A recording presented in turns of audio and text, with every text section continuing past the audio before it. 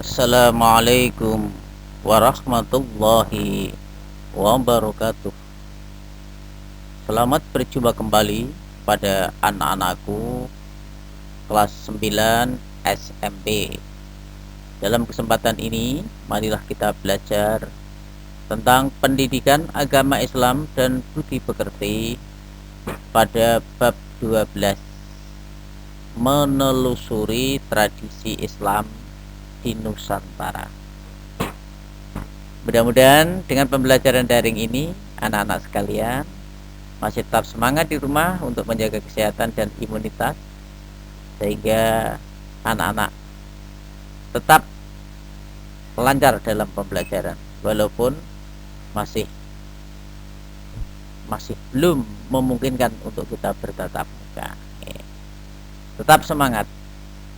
Harapan Pak Ali, kemudian anak-anak tetap sehat walafiat, semangat dalam belajar, kemudian ada manfaat, keberkahan dari dunia insya Allah sampai akhirat. Anak-anakku, menelusuri tradisi Islam di Nusantara ini akan kita bagi menjadi 3. Yang pertama adalah tradisi Islam sebelum Nusantara. Yang kedua, akulturasi budaya Islam. Yang ketiga, melestarikan tradisi Islam Nusantara. Dari ketiga hal ini, nanti kita akan bisa mengambil hikmah daripada tradisi Islam Nusantara. Setelah kita bisa mengambil hikmah dari mempelajari tradisi Islam Nusantara, maka akan timbullah atau menelurkan suatu sikap yang mulia pada diri anak-anak. Ya, barangkali ada pertanyaan, sikap yang mulia itu contohnya apa? Di antaranya menghargai perbedaan tradisi. Karena tradisi itu berbeda-beda, maka kita harus bisa menghargai berbagai tradisi.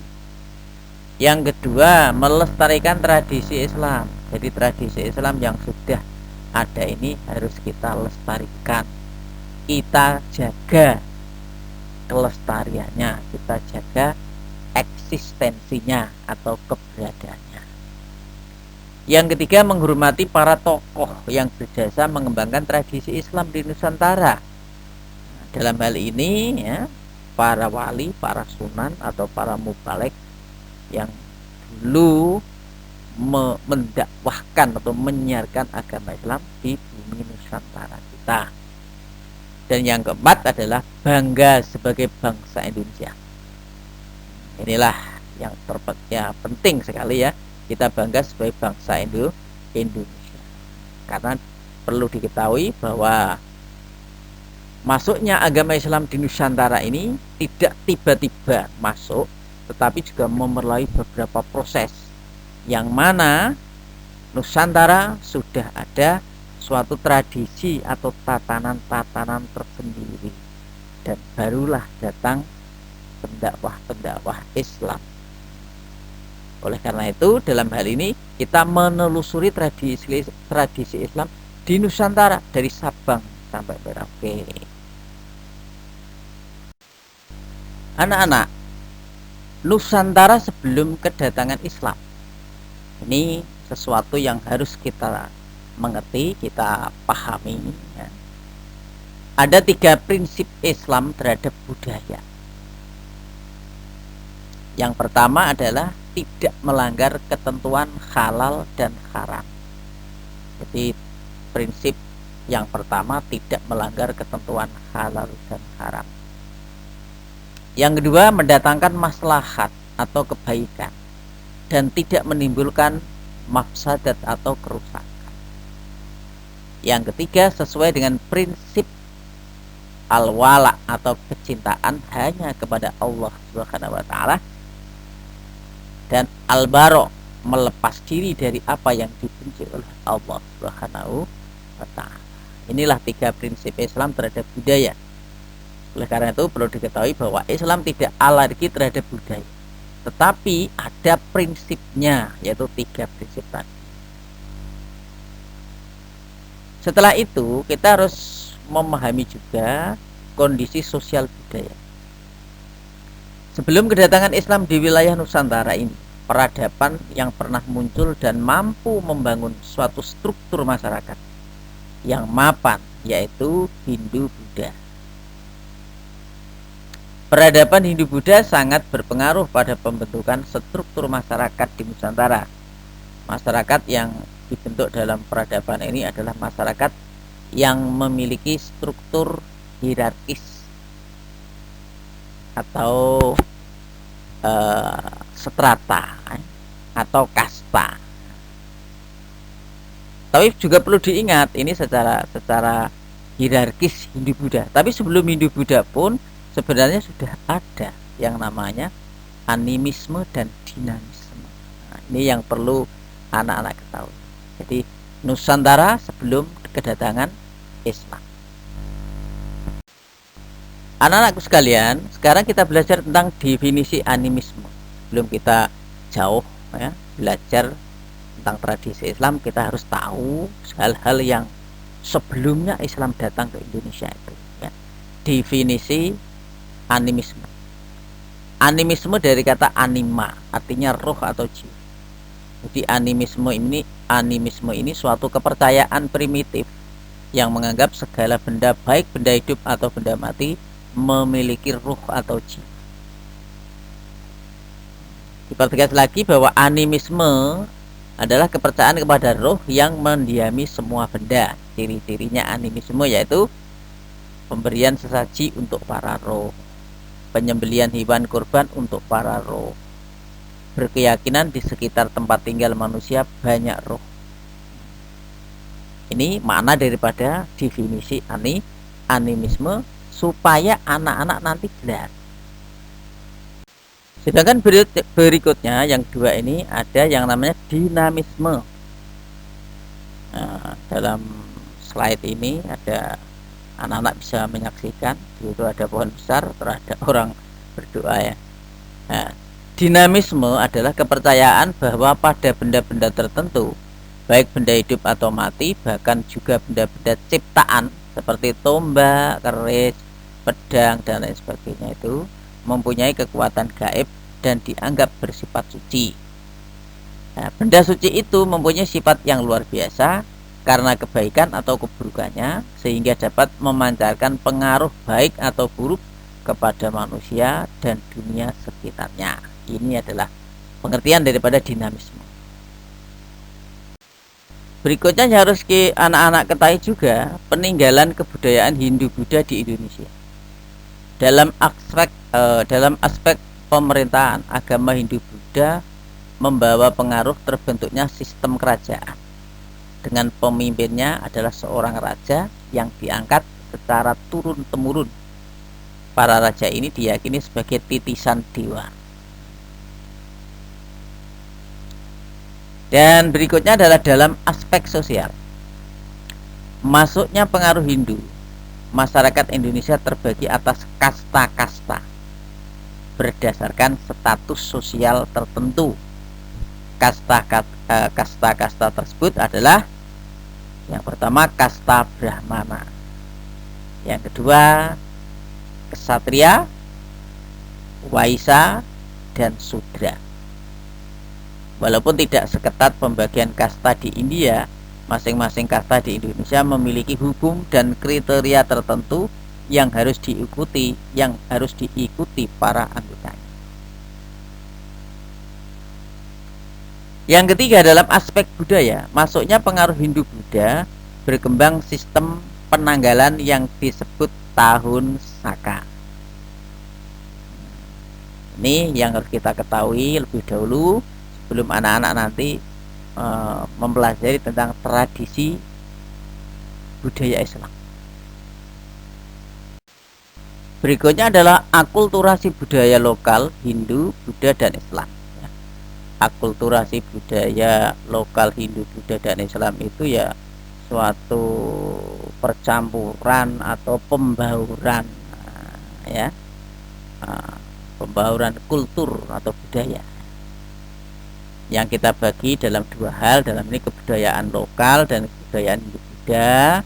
Terus yang satunya kebudayaan lokal Hindu Buddha dan Islam.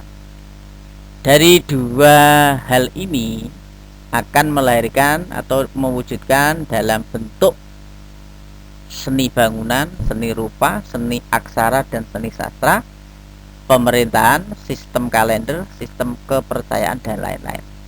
Jadi akulturasi budaya lokal Hindu, Buddha, dan Islam maka akan menimbulkan akan menghasilkan seni bangunan, seni rupa, aksara, seni sastra, pemerintahan, sistem kalender, sistem kepercayaan, dan lain-lain. Anak-anak sekalian, dalam slide ini akan kita paparkan ya. Kita kenalkan dakwah ala Kanjeng Sultan Agung Hanyokrokusumo dari Kesultanan Mataram. Tentang apa? Tentang kalender Jawa dan kalender Islam ya. Mengakulturasi kalender Jawa dan Islam, mengganti penanggalan saka yang berbasis perputaran matahari menjadi berbasis perputaran bulan. Namun angka tahun saka tetap dipakai dan diteruskan. Maka jadilah awal kalender Jawa 1 Suro berbarengan dengan awal kalender Hijrah 1 Muharram. Nah, dalam kalender ini anak-anak bisa dilihat kalender Jawa dan kalender Islam. Kalau kalender Jawa ini Suro, kalau kalender Islam Muharram. Dari Islam ini Muharram, jadi di Jawa Suro. Kalau kalender Islam Safar, bulan Safar, kalau orang Jawa bilang Sapar ya. Kalau kalender Islam Rabiul Awal, kalender Jawa jadi Mulut. Rabiul Akhir jadi Ba'da Mulut. Jumadil Awal menjadi Jumadil Awal atau Madil Awal. Jumadil Akhir jadi Jumadil Akhir, sama ini ya, atau Madil Akhir kalau di orang Jawa. Nah, bulan Rajab, nah, kalau orang Jawa bilangnya Recep. Kalau kalender Islam bulan Sya'ban, orang Jawa bilang Ruwah. Ramadan jadi Poso, Syawal jadi Sawal, Dzulkaidah jadi Dzulngangidah utawi Apit, nah, atau bulan Apit ya. Dzulhijjah menjadi besar. Nah, inilah kalender Islam dan kalender Jawa. Kalau kalender Islam Muharram, Syafar, Rabiul Awal, Rabiul Akhir, Jumadil Awal, Jumadil Akhir, Rajab, Sa'ban, Ramadan, Syawal, Dzulkaidah, Dzulhijjah. Kalau kalender Jawa Suro, Sapar, Mulut, Ba'da Mulut, Jumadil Awal atau Madil Awal, Madil Akhir, Recep, Ruwah, Poso, Sawal, Apit besar, Dzulkangidah ini atau orang Jawa bilang juga Sasi Apit.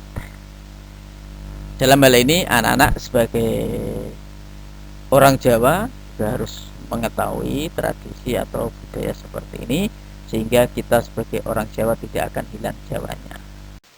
Masih menampilkan akulturasi budaya ya, kalau tadi nama bulan, kalender bulan secara Islami dan Jawa, sekarang nama atau hari. Dalam kalender Hijrah ini dikatakan Ahad, Al-Ahad, Al-Isnani, Sulasa, Arba'ah, Khamis, Jumu'ah, Sab'ah atau Sabtu. Lah orang Jawa bilang Al-Ahad dadi Ngahad utawi ngat. Isnaini dadi Senen. As-Sulasa dadi Selasa. Arba'ah dadi Rebu. Al-Khamis dadi Kemis. Al-Jumu'ah dadi Jemuah. As-Sab'ah dadi Setu. Nah, ini nama kalender Hijrah dan kalender Jawa Islam. Gak apa-apa karena kita orang Jawa ya. Sedangkan kita mengadopsi, mengakulturasi bahasa Arab dari Arab. Jadi kalau ada orang bilang Ahad jadi Ngat, Isnaini dadi Senen, Sulasa dadi Selasa, Arba'ah dadi Rebu, Khamis dadi Kemis, Jumu'ah dadi Jemuah, As-Sab'ah dadi Setu, nggak apa-apa. Berikutnya kalender Jawa pra-Islam. Ini al-ahad atau ngat ini kalau ada yang mengartikan kalau bahasa Jawa kuno Sangsekerta artinya adalah Radit atau Raditya yang artinya dewa matahari. Senin itu Soma, dewa bulan. Selasa itu Anggoro, dewi api. Rebo ini Buddha, dewi bumi. Kamis ini Respati atau dewa gelap. Jum'ah ini namanya Sukro atau dewa air. Yang Setu ini ya, artinya Saniskara atau dewa angin. Ya, nama-nama seperti ini adalah bahasa Sangsekerta atau bahasa yang digunakan juga orang-orang Bali. Oleh karena itu, supaya anak-anakku mengerti, nama hari itu dari bahasa Arab, bahasa Jawa, bahasa Sangsekerta. Sehingga kita kalau nanti ketemu hari-hari nama-nama, kita tidak akan heran karena semuanya ada asal usulnya dari bahasa Arab, Jawa, Sangsekerta. Yang kita lihat berikut ini adalah seni bangunan masjid. Dari awal tadi akulturasi budaya lokal Hindu, Buddha, dan Islam akan menghasilkan suatu seni budaya, seni bangunan, seni pemerintahan dan lain sebagainya. Ini adalah seni bangunan masjid. Barangkali anak-anak mengerti bahwa ini adalah masjid peninggalan Wali Songo yang ada di kota Demak, Jawa Tengah. Berikut ini kita akan melihat seni kaligrafi, juga masih ini akulturasi seni budaya, seni kaligrafi. Seni kaligrafi ini adalah tulisan Arab yang diperindah, dipercantik. Huruf-huruf Arab yang diperindah dan dipercantik sehingga melahirkan seni kaligrafi. Berikutnya akan menghasilkan seni tari. Yang anak-anak lihat di sini, tari apakah ini? Anak-anak bisa diterjemahkan sendiri ya. Yang jelas bahwa seni tari juga merupakan akulturasi budaya dari lokal Hindu, Buddha, dan Islam. Perpaduan, menyambung, kawin.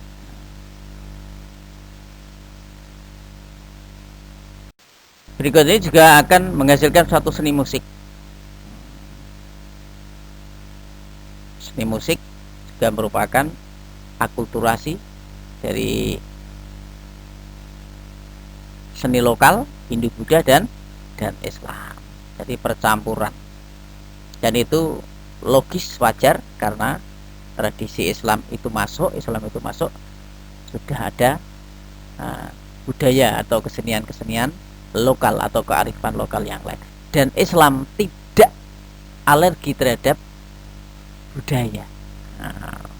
Asalkan tadi ada 3 prinsip: tidak menabrak halal haram, membawa maslahat, dan yang ketiga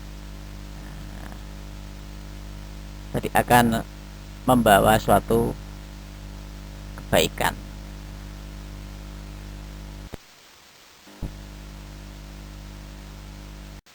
Juga lahirnya seni pertunjukan. Silakan anak-anak perhatikan ya, ini pertunjukan.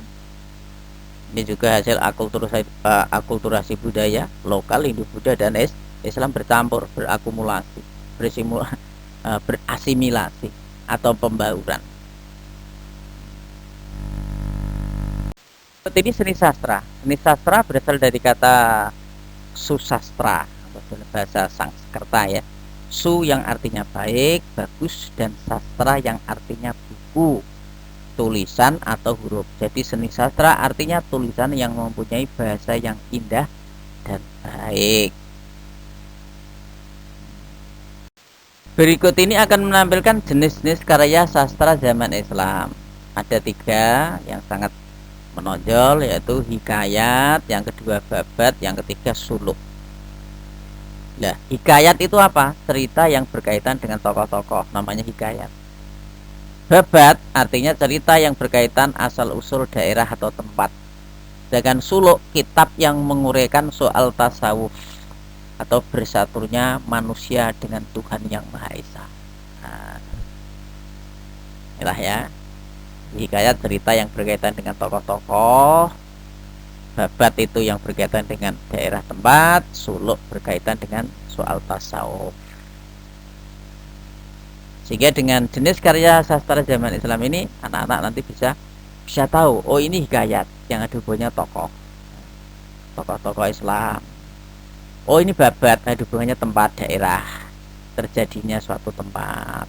Oh ini suluk yang mengajarkan tentang tasawuf. Tasawuf itu menyatunya manusia dengan Tuhan, yaitu bahwa mengartikan manusia ini hidup ada yang menciptakan. Siapa yang menciptakan? Tuhan yang Maha Esa. Jadi antara Tuhan dan manusia ada kaitannya, sang kholik dan sang pencipta. Nah, ini yang suluk itu. Berikut ini adalah seni debus. Debus adalah kesenian bela diri dari Banten.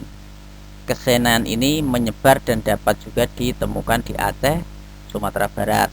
Kesenian ini mempertunjukkan kemampuan manusia yang kebal terhadap senjata tajam, api, air keras, dan lain-lain. Tapi jangan coba-coba mempraktekkan sebelum anak-anak mengetahui benar tentang seni debus, karena ini adalah seni debus ini ada cara-cara tertentu yang dilakukan oleh orang-orang yang sudah profesional atau ahli dalam seni debus. Anakku, berikut ini yang ketiga, kita akan bicara tentang melestarikan tradisi Islam di Nusantara. Melestarikan tradisi Islam di Nusantara. Nomor 1, halal bihalal, maaf memaafkan. Ini tradisi Islam yang harus kita lestarikan. Biasanya halal bihalal ini dilaksanakan setelah bulan suci Ramadan pada bulan Syawal. Yang kedua, tabot atau tabwi, ini di Bengkulu ya, peringatan gugurnya cucu Nabi yaitu Sayyidina Hasan dan Husain di Karbala. Ini diperingati peringatan gugurnya cucu Nabi. Nah, di Bengkulu khususnya yang disebut tabut atau tabwi. Yang ketiga adalah kupatan. Ada istilah kupatan. Kupatan ini dalam arti bakdo kupat. Jadi bakdo kupat, bodo kupat. Barangkali anak-anak bisa melihat orang membuat kupat dan lepet. Kalau orang Jawa bilang di jarwo dosoake, kupat ngaku lepat, ngaku bersalah. Lepet disilep makpet, nek wis ngaku salah disimpen ora kena diungkit-ungkit. Nah, ini bakdo kupat nih ya. Yang keempat, sekaten di Surakarta dan Yogyakarta. Di Solo dan Jogja ada kata sekaten. Nah, cara sekaten ini memperingati kelahiran Rasulullah Shallallahu Alaihi Wasallam yang berkaitan dengan ya tradisi-tradisi Islam. Yang kelima ada grebek atau mengiringi atau iring-iringan atau pawai atau karnaval. Jadi grebek itu artinya mengiringi atau iring-iringan atau pawai, kalau sekarang atau karnaval itu sama dengan grebek. Yang keenam ada grebek besar di Demak. Lah kalau grebek besar di Demak ini juga iring-iringan atau karnaval yang mengarak atau mengiring atau suatu kebesaran, pusaka kebesaran di Kesultanan Demak. Yang ada di Demak, yang ada di Kadilangu, diiring, diarak. Nah, ini namanya grebek besar di Demak. Biasanya ini di bulan besar. Yang ketujuh ada istilah kerobok. Kerobok atau berkerumun. Ini adalah peringatan Maulid di Kutai dan pawai obor di Manado. Nah, kalau Kutai itu Kalimantan, kalau Manado ini di Sulawesi. Yang kedelapan ada tradisi Rabu Kasan di Bangka, atau boleh disebut kalau orang Jawa Rebu Wekasan. Artinya gini, tradisi Rabu Kasan di Bangka itu artinya hari Rabu terakhir di bulan Safar. Ini namanya Rebu Kasan. Yang ke-9 ada Dukderan di Semarang, menyambut datangnya puasa atau Ramadan. Yang ke-10 budaya tumpeng atau nasi tumpeng, nasi yang ditaruh di tempat tampah itu yang lancip seperti kukusan, itu namanya nasi tumpeng. Inilah hal-hal yang tradisi Islam di Nusantara yang harus kita lestarikan. Barangkali kita masih banyak yang lain, anak-anak bisa menggali sendiri hal-hal yang berkaitan di tempatmu masing-masing sesuai dengan kearifan lokal yang ada di tempat Anda masing-masing. Berikutnya anak-anakku, berkaitan dengan tugas mandiri. Ini tidak usah dijadikan hal-hal yang begitu memberatkan atau momok ya, karena tugas mandiri itu suatu tugas yang harus dikerjakan anak-anak secara mandiri aja. Menjawab pertanyaan berikut ini insya Allah mudah, karena materi sudah Pak Ali sampaikan di depan tadi ya. Tolong sebutkan pengaruh budaya Hindu-Buddha sebelum masuknya Islam di Nusantara. Ini ada kesalahan ketik, sebelum sebenarnya, tapi sebel 8M itu ya, sebelum masuknya Islam di Nusantara.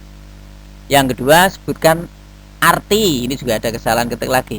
Sebutkan arti dari tradisi Rebu Kasan. Ini tertulis Ari, tapi yang betul sebutkan arti dari tradisi Rebu Kasan.